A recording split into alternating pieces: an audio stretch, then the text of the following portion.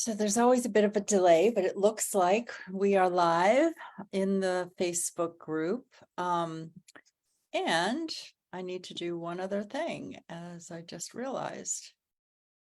Make an adjustment. Okay, here we go. So everyone, welcome to the monthly conversation that Beth, Shakina, and I record in our Facebook group, Energetic Explorations for Evolution. Every month we choose a theme based on the astrology season we are in and the things that we notice that are revolving around us in our personal and professional lives. And the theme for Libra season is balancing self and others, relating, collaborating, and harmonizing. So welcome to everyone. And Beth, do you want to say hello before I go in and share Sure, something? yeah. Welcome, everybody. We're excited to be here with you and explore Libra season and the changing season from summer into autumn. We just moved through the equinox and anything that bubbles up. It's very organic in our, we have some ideas when we start, but then, sometimes things come up. So that's part of energetic explorations for evolution, just being open to what arises in the moment. So we're excited to explore with you today. Thank you. And yes, I want to just begin by saying that Beth and I use astrology as a tool that is like an energetic weather report. And I was thinking about that just as my daughter Liz bought her toddler son Cooper some rain boots and a rain jacket for walks in the fall. Beth and I look at the position of planets and we tune in for how to enjoy the season and use this current astrology season. So I want to talk about that a little bit, and then I'm going to share a story. One of the astrologers who I follow is named Heather Ensworth, and it just happened that her newsletter came today, and I thought, oh, she really reinforced the theme that Beth and I had tuned into when Heather wrote about the final full supermoon of the year on September 29th, which is tomorrow as we are doing this live. So the sun is in Libra, the moon is in Aries, with Pluto in Capricorn, continuing to square the north node in Libra and the south node in Libra and the north node in Aries.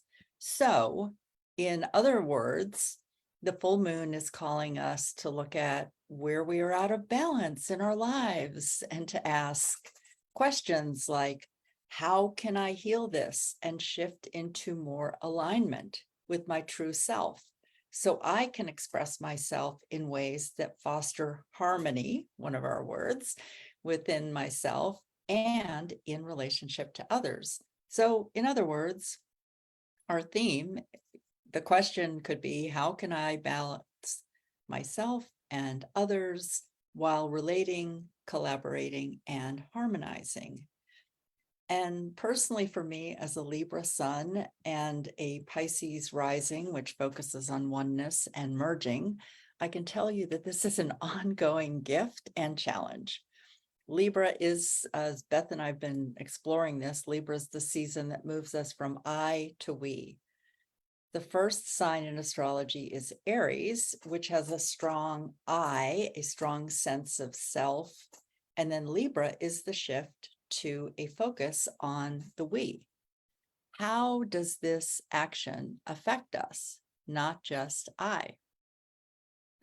Both I and we are important in collaboration.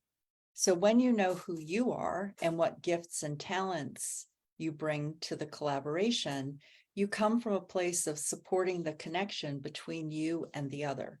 And I've been thinking about how it's like the Vesica Pisces in sacred geometry, where two individual circles then come together and there's a little bit of a crossover and there's still the individuation, but there's this overlap that is the connection.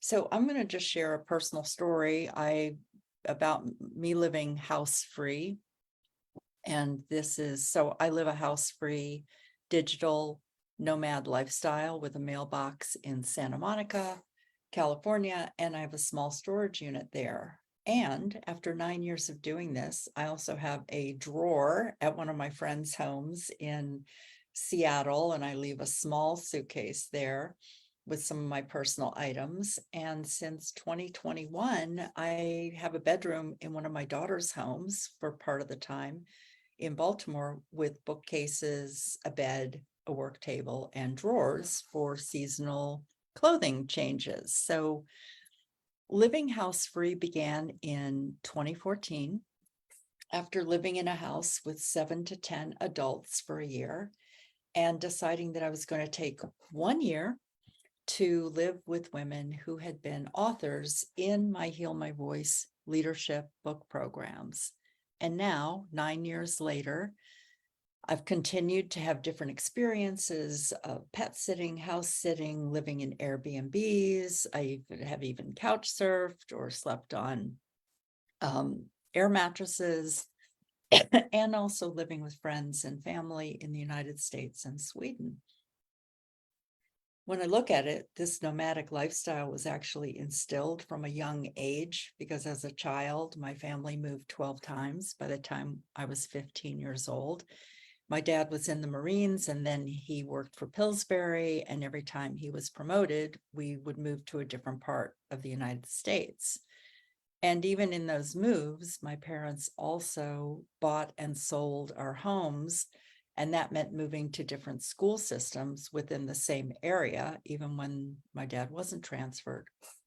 So as a child, it was a challenge to balance school, living with family, and self-care that my introverted, creative self really needed. And no one taught me or modeled it. And so I learned to get sick. And whenever I needed space and time alone, and my mother even tells stories about how I'd have these mystery fevers and sleep for a week, and then I would be fine. And, but that was the only way my body knew how to check out and rest. So one of the challenges of living a house-free lifestyle is finding the balance between social group time and my need for individuation of work and self-care. So I'm 66 years old. I'm a widow. I'm the mother of 3 adult daughters, a son who died at 19 months, and 3 grandchildren. And so I love to write and create.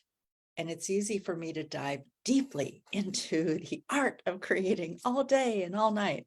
And, that can mean researching, studying, writing, and coaching. When I'm alone in an Airbnb or house sitting, I can sleep and eat at any time of the day and night. If I'm on a roll with writing, I don't need to stop. I can get up in the middle of the night when I have an idea and I just let it flow. But when I'm staying with friends and family, there's another rhythm to the house, which involves interacting with each other around a meal or helping with chores and activities. So I live these 2 different lives. I live the life of an independent woman and increased at times with this interdependence. So just wanted to say that because no matter whether you live alone or you live with other people, finding balance and alignment is important, and it's an ongoing practice. So right now I have 6 more weeks in Baltimore where I'm living in the home of my daughter, Liz, her husband, Chris, my grandson, Cooper, and their 2 sweet pit bull dogs, Violet and Hendrix. And when we're all home working and living, it's a lively household. I also have a daughter, Mary, who lives 1.5 miles from here with her husband, Jesse, my granddaughter, Lucille, and any day now, a grandson. So I do an assessment with every few days to check in on the balance between working, interacting with my family, and self-care. And this might be a body scan where I'm just, noticing where am I relaxed or holding tension in my body and just doing a body scan or asking some questions like, what does my body need right now? something I've noticed also is that part of my self-care is I need time to wander and explore to fill my creative well. And that can be laying in bed reading a book or walking in the neighborhood or going to a local coffee shop or museum. And I'm telling you, it's vital to my well-being. And it is the number one practice that I seem to lose track of when I'm living with people. Now, when I'm in California this November through February, staying in an Airbnb, the balance will be to find ways to stay connected to my daughters, Mary and Liz, my 3 grandchildren in Maryland, my daughter Hannah and her dog Emmy in Los Angeles, while I'm immersed in writing for my incubator program. So, as I said, I can get lost in this yummy place of creating, and I love it.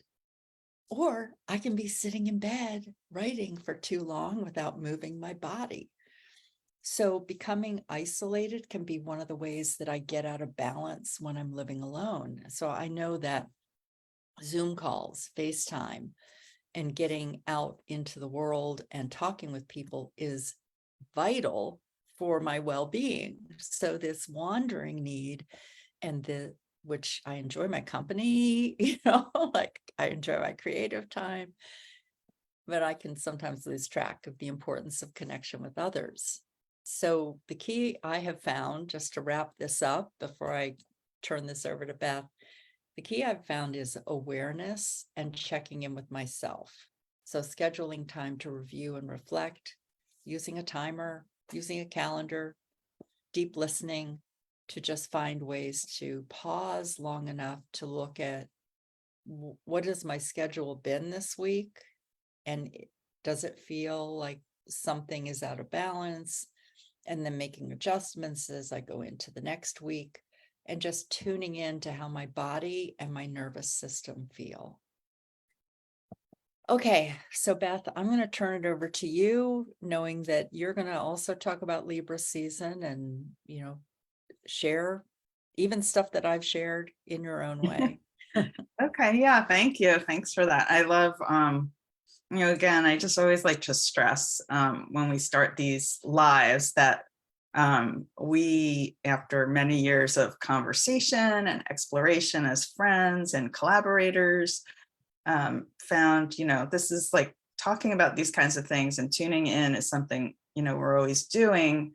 And we anchored it with the astrological signs and seasons because it just felt like that was a good way to be in tune in an energetic way.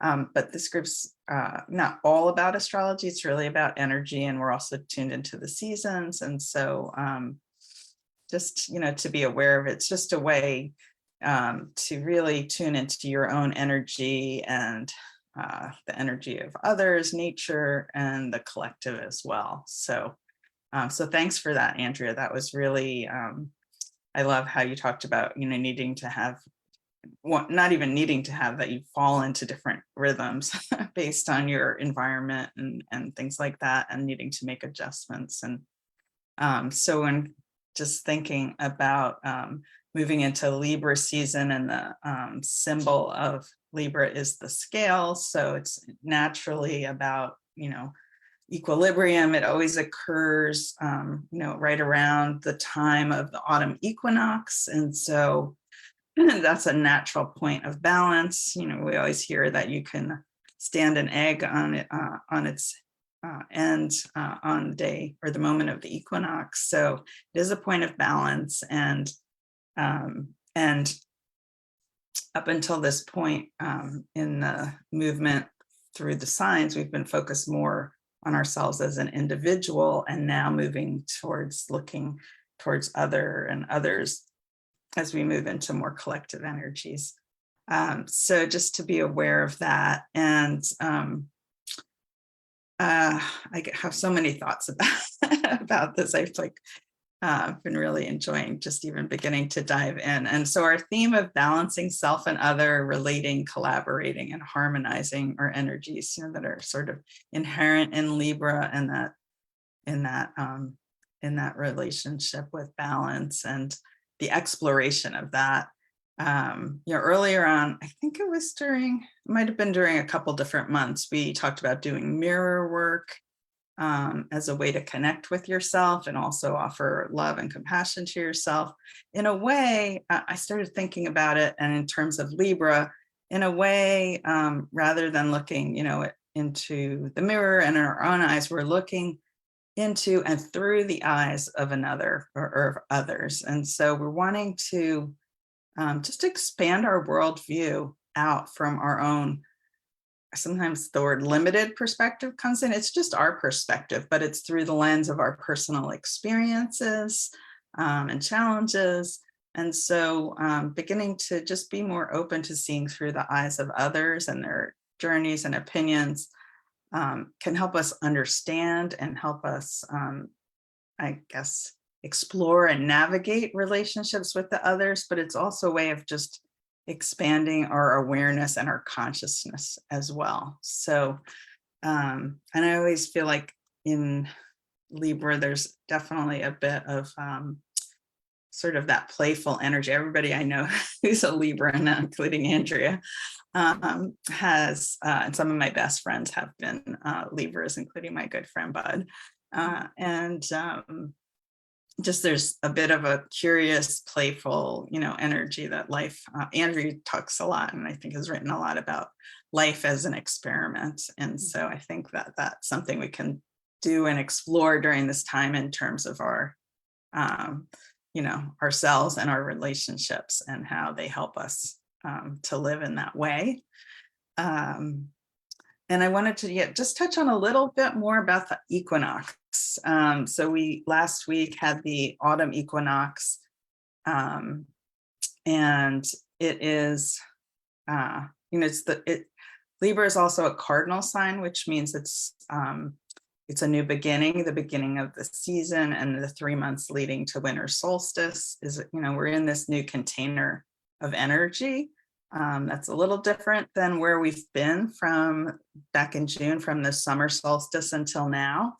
And so, one, I like to say, these types of energies are things that human beings have been in touch with for millennia in different cultures and traditions. And in our modern culture, I think a lot of people are connected to it, but it's easier to be disconnected in general from the natural world and from these shifting seasons and rhythms. And so it's an opportunity when we tune in at this time to just really notice what's happening energetically within ourselves and in nature and in those around us. And so at summer solstice, that is actually, it's interesting. We talked about this. It's leading up to it where the energy is the most expansive it is of the whole year, yang, as we might say in the Chinese medicine concept of yin and yang being inward, yin being inward, yang being outward. And so it's actually through the summer, very gradual going in, and now we've hit that balancing point between the most yang, the most outer, the most expansive energies to a midpoint, and then we'll be moving towards the most yin on winter solstice, around December 21st. And that's the most inner, most contracted time. In a way, it's almost as if we disappear, go into the void, into the darkness. In a way, we think about fall and we could see, the leaves start to fall and plants die off. And in a way, it's a death in Chinese medicine and other traditions. Grief is very much associated with the fall. So now is a point to tune into that energetically, because it is really something from my personal experience and in working with others for many years, that can have a really strong impact on people. And without awareness, sometimes it's very hard to navigate. It can be natural to have feelings of overwhelm around this time, intense emotions, definitely feelings of loss and grief surfacing. And as we move towards later in the month, many traditions honor it as a time when the veils are most thin, the veils between our world and the spirit world. And so it's said that often, there's the Halloween and the Dias, Dias del Muerte, can't get it out right now, the Day of the Dead in the Mexican tradition, and All Saints Day, that it's a time where our ancestors' spirits are getting closer to our material human realm. And so we might be feeling or having memories of ancestors, or just feeling those energies. And so it's a time to really, just kind of be present and notice. And we're going to share some practices as we move forward, because I guess what I want to say about that is I'm kind of talking what may seem on the more spiritual side of things and energetic things, in terms of the veils being thin and being impacted by other energies. But there's this combination between the contraction of energy during this transition towards winter, where everything's getting more compressed inside of ourselves, that can, kind of create some intensity. And then that being perhaps impacted by the energies of spirit a bit more, that can really cause, a lot of disturbance and, again, overwhelm, anxiety, grief. And so that, even though that's emotional and energetic, it has an impact on our nervous system. And there's just a relationship. It's all connected: body, mind, emotion, spirit. So there's kind of a interplay. Our nervous system can be in a heightened state, which it often is, just living in our modern world and based on our personal experiences.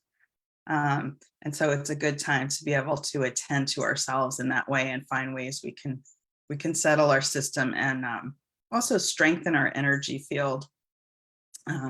Particularly, I think people who are maybe more empathic might feel more impacted at this time, and that's tending to pick up on emotions and energies of others. But I think everybody, experienced this on some level. So we'll talk about some simple ways to kind of help to nurture your nervous system. I gave a presentation this week on the Bach flower remedies, which are one of the tools that I use in my shamanic and holistic practice. And so having different tools to use, like Bach flowers, can also help balance emotions and nourish or fortify your energy system. So you might want to explore things like that. There's even one remedy called Rescue Remedy, which is just a blend for acute stress, and when you just need some support in terms of balance. So I think that's all I want to say. One more thing, Andrea, sorry.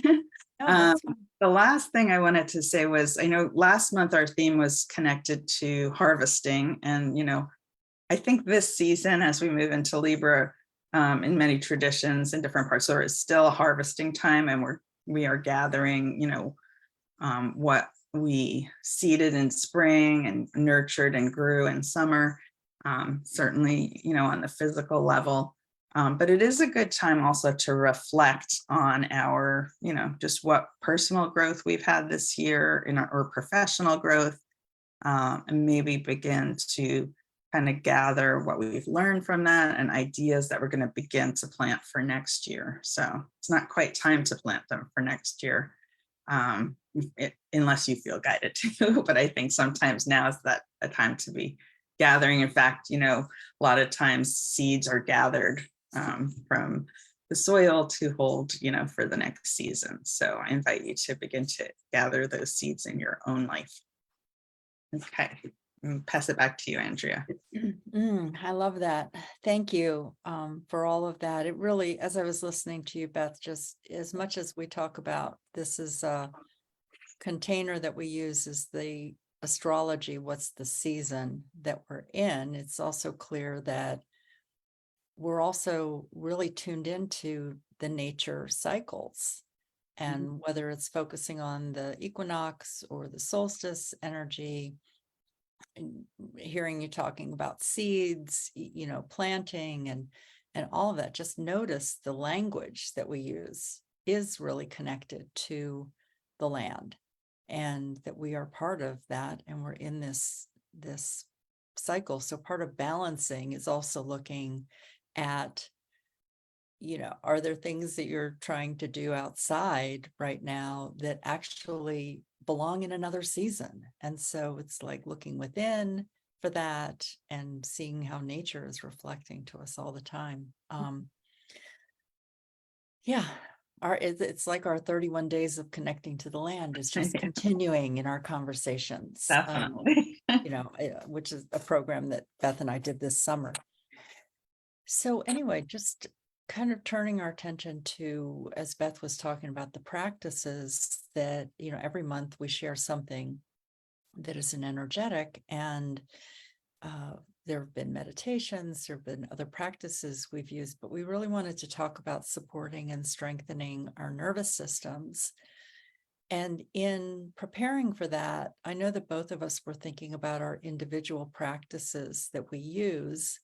And I also really looked up videos and articles that either we've written or created, or that other people have. And so we'll be sharing more of those this month, practices that go into a little more detail for regulating your nervous system. But I just today wanted to put some words to this thing called the vagus nerve.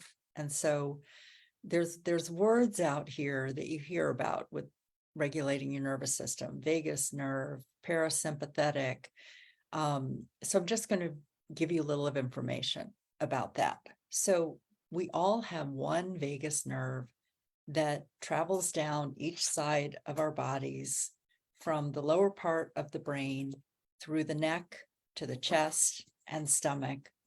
It is connected to your heart, lungs, liver, kidneys. I don't know if I said stomach, large and small intestines. The word vagus actually means wandering. And so if you did a Google search on vagus nerve and you looked at it, it looks like a plant system, another thing that reflects that we are nature. We have this plant system within us.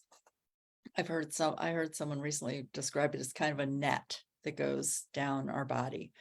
And so when the vagus nerve is stimulated, electrical impulses travel to areas of the brain, and it is responsible for the regulation of our internal organ functions, such as digestion, heart rate, and respiratory rate, as well as other activities, certain reflex actions like coughing, sneezing, swallowing. I mean, it's an important part of our body that, I don't know, I didn't learn about it when I was younger. It took being involved with trauma and looking for practices where I started to really learn about it more.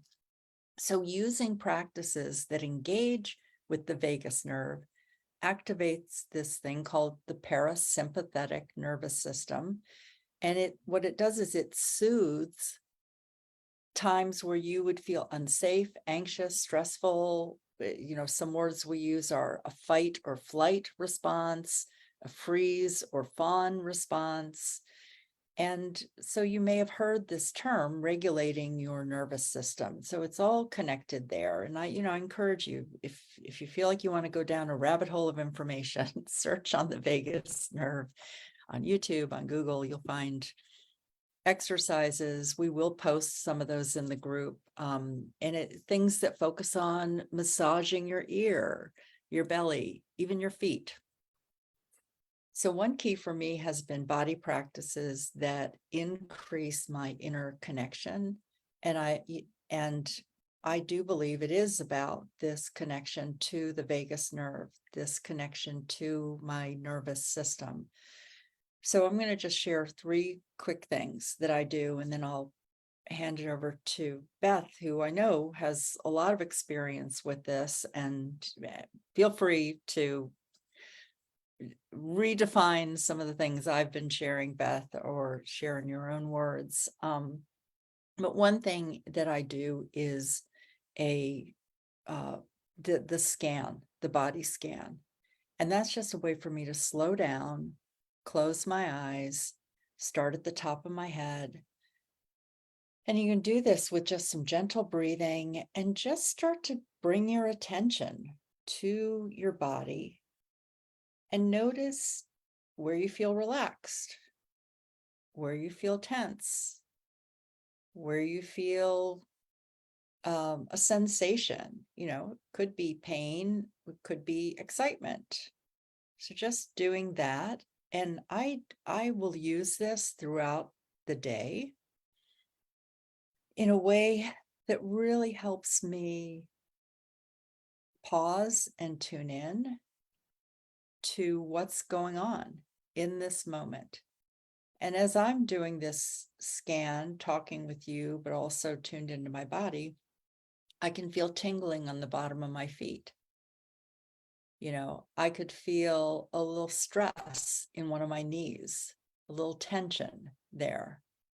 And sometimes just putting the attention there of noticing like, oh, I feel tense there, can begin a relaxation process. And then I'll just share one other one, actually, that I will do something where I place my hand on my heart or another part of my body, maybe my belly, and I'll do slow, deep breathing. But I like this thing called the 5-2-8 breath, where you inhale for 5 seconds, hold for 2 seconds, 1, 2, and then exhale for 8 seconds.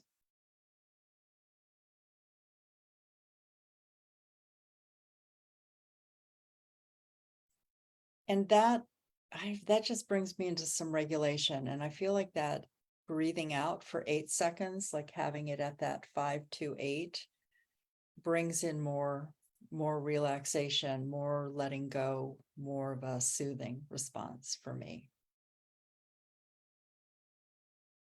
So Beth, when you're ready, I'm going to turn it over to you to clarify, share your own words. Now I'm so relaxed. I don't know if I can speak.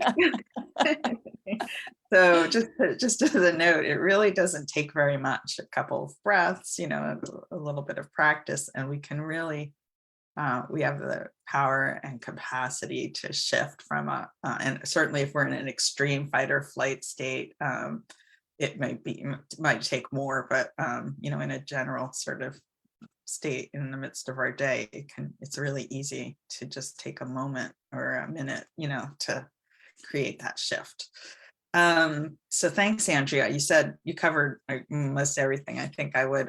It was interesting because when you were talking about Libra energy and that experience of kind of needing to wander, I was thinking about that, and I was thinking about the vagus nerve, and it's, I guess, translation of having to do with being a wanderer or wandering. So that's kind of interesting.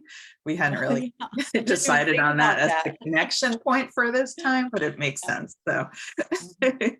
So, yeah. So, and again, I just like to stress that we, in addition to personal challenges and trauma and things that might have us in a heightened state of activation in our nervous system, living in the modern world in the way we do, just more disconnected from nature and surrounded by electronics on various levels, and even with the way lighting is, it's sometimes more difficult to get into that parasympathetic nervous system state of rest and digest. So we really need to cultivate that and find ways, and there's a lot of different ways, like yoga and meditation, spending time in nature, exercise, laughing. So find some practices if you don't have them already, or maybe you need to reconnect with them or up them a little bit this time of year.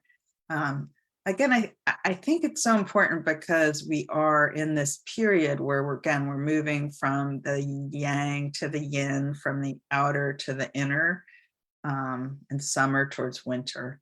And so it's natural that we're moving into a time of rest. We want to be supporting our system in moving towards rest and cultivating that. So I encourage you to do that this month and always. And then again, particularly for people maybe tend to be highly sensitive or empathic, and needing to kind of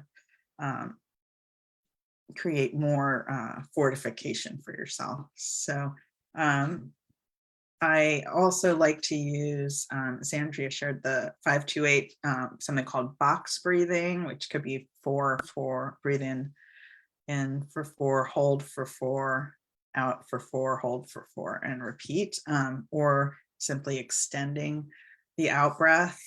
So and since we did a little bit of a breath practice, I don't think I'll share that, but just to have that in mind, it can be as simple as breathing in for 2 and out for 4 for a few breaths, and then breathing in for 3 and out for 6, and then breathing in for 4 and out for 8. And anytime we extend the out breath, you don't even have to count. I think sometimes we get caught up in the counting, and it can be beneficial. But anytime you consciously extend that out breath, you're really helping to settle your nervous system, as well as Andrea touched on to the what we call belly or diaphragmatic breathing.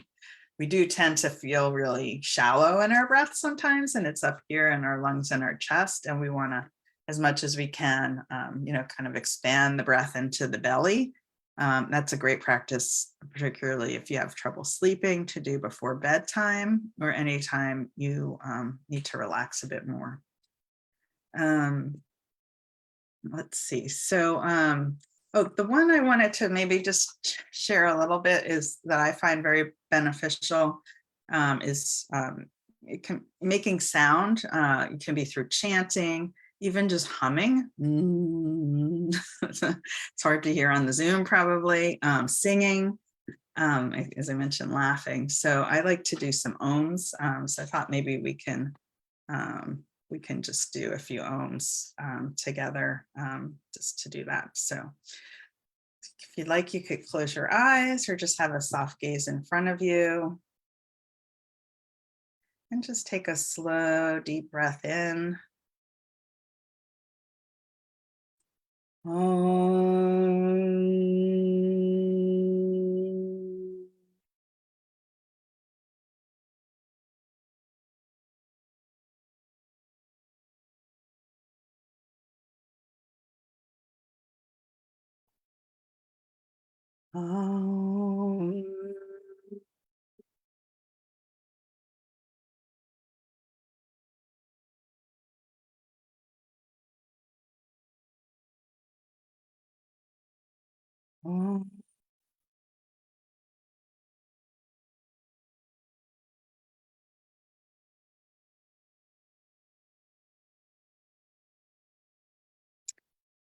And with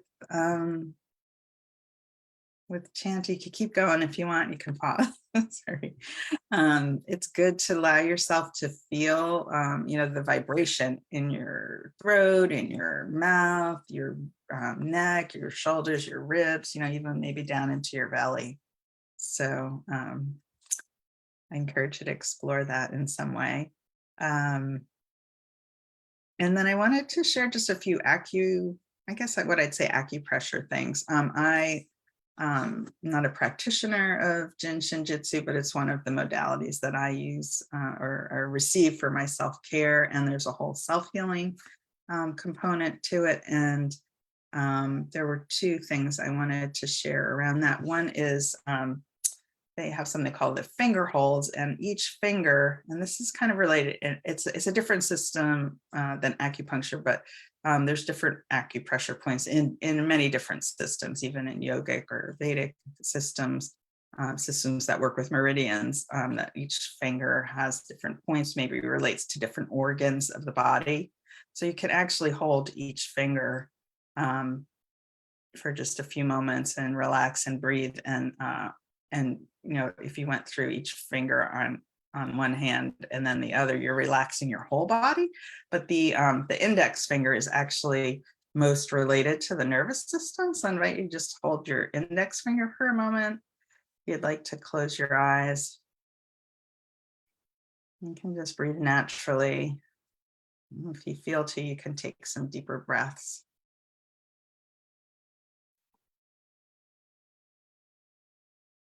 Sometimes you'll feel a slight pulsing in that finger.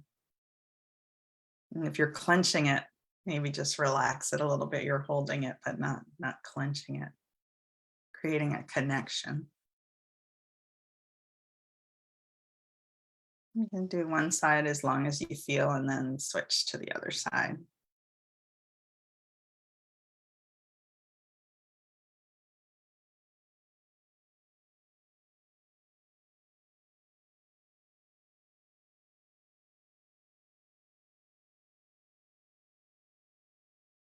And the pulsing, if you feel more pulsing, and sometimes really a sign that there's energy moving and there's a connection being made.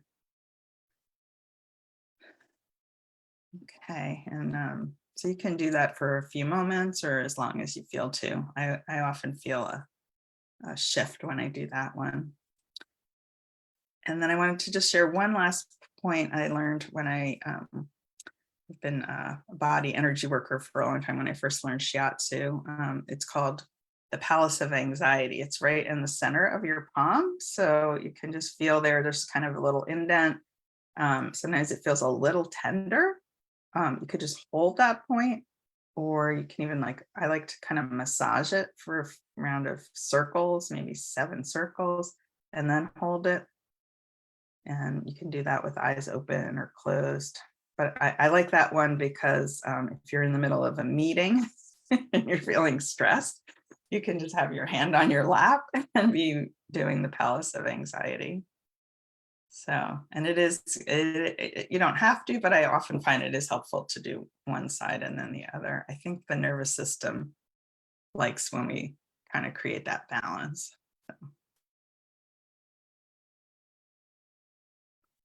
So those are some things I think we were talking about sharing maybe some other resources in the group this month to support that. And I think that's everything I wanted to share there.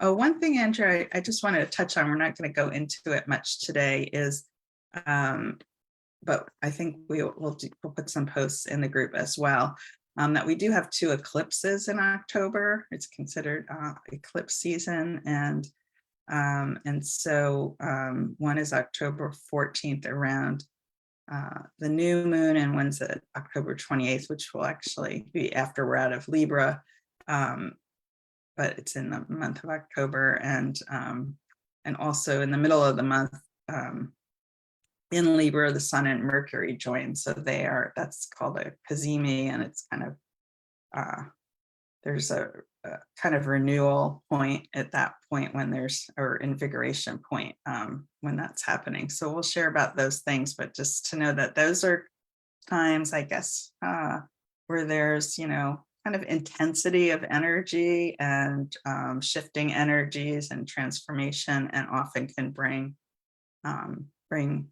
I would say, awakening in new ways. Sometimes it's more intense. So just to be aware of that, and we'll touch in on that a little bit more as the month goes on. So anything else you want to add, Andrea? Yeah, I wanted to add something before. I know that you're going to close us out with some poems, quotes. The thing I was thinking about as you were talking and sharing the practices and the breathing that we were talking about there, made me think about 2 things of this season. One is that I love fall because as the leaves change, on the one hand, it's like, wow, there's something that was already existing there, these leaves, and then they transform into different colors. And it's like, wow, the possibilities for each of us, who we are, transforming into more of who we are, or, another aspect. So there was that. And at the same time, as those leaves change colors, they also fall off. And this is a time where grief can surface. And so in that release of anything in our lives, even something that's like a limiting thought or a limiting belief, as you release it, there is a level of grieving. We go into this holiday season that's already started with the Jewish New Year being here and the Day of Atonement, and that energy, it can also bring up grief. And so the practices, the breathing, I mean, something I didn't know, I didn't really learn this until after my husband died. And I'd already lost a son, I'd lost a brother, I'd had other grief in my life, but I never knew that we have an automatic response in our bodies to actually have shallow breathing, that the grief can create a constriction, and we're holding on to this. And so the breath exercises for regulating your nervous system is a way to like fill up your lungs, to release what that emotion is, not to deny that it's there, but to actually create more room for it and to allow it to dissipate, allow it to fall off of you. Mm. So I just wanted to presence that from what you were saying and yeah, shine a light on it one more time as we went through several circles of Yeah. describing these practices at all. So I'm complete. I will turn it over to you. Okay, thanks. Yeah, and just resonating with what you said. In Chinese medicine, in the autumn, there's the lung and large intestine, or the organs connected to the season, and grief is the emotion. And so, but there is this sort of, the idea of taking in and letting go are really present. And so it's just kind of natural that definitely grief comes up at this time, and there's an opportunity to release, but also to notice, being more conscious about what we're taking in, I think. So it's kind of interesting because that really seems like it relates to some of the activities of the nervous system and even the enteric nervous system that's really connected to the digestive system. So anyway, lots to talk about. All right. So, I just have to say one other thing. I want to acknowledge the energy, because as we have been preparing for this, having several conversations, I didn't even realize how connected some of these things were. I So know. I just I want think to encourage everyone, follow the energy, even when you don't see the whole picture, because coming together with Beth and actually recording this, I can see how intuitive, clever, we received insights, it's energetic. Yes, Yeah. yeah, All right. definitely. I Yeah. really So, am complete now. yeah. So, and it's funny you say that, not funny, but I encourage everybody. I have a good friend who we chat, for lunch or coffee, and recently she was saying to me how it was years ago when we first started hanging out, that I was, I guess from my journey already kind of more in tune with, the seasons and energy and things. She's quite a bit younger than me. And that's just something that, she really enjoys, in our conversations, and that she's gotten more in tune with. So I encourage everybody to, find someone, if you don't already, who maybe you could do a check-in with or tune in about what's happening and what you're feeling, as you move through the energy of, Libra and autumn, but really, every season. Certainly we do it in our group, and that's a big part of our intention. But it's easy to sometimes feel like it's just you, and that, you're the only one experiencing this. And we all experience our personal iterations of things, but there's often a lot of collective energy and natural energy of the seasons and natural rhythms that it helps to be connected with others, to stay in tune with it. So we're glad you're here today or watching the replay. It'll be posted on YouTube and in the Facebook group. And we'll be sharing some other posts throughout the month, but you're always welcome to share any reflections, insights, comments in the group. We look forward to that. And so I had a couple couple lines I've pulled up to share related to the season to close us out for today. Let's see which one to read first. Okay, I'll read this one first. It's by Percy by Beach Shelley. I'm never sure if I say it right. There is harmony in autumn and a luster in its sky, which through the summer is not heard or seen, as if it could not be, as if it had not been. And I'll read this one next. It's called Wimwood by Catherine Towers. In the coppery halls of beech and intricate oak, to be close to the trees as they whisper together, let fall their leaves and we die for the winter. And last is by Hal Borland. It says, for the fall of the year is more than 3 months bounded by an equinox and a solstice. It is a summing up without the finality of year's end. It is a summing up without the finality of year's end. I love that. So enjoy the journey, the journey inward. Thank you all. We'll see you next month Mhm. and in the Facebook group. Bye-bye. Bye-bye now.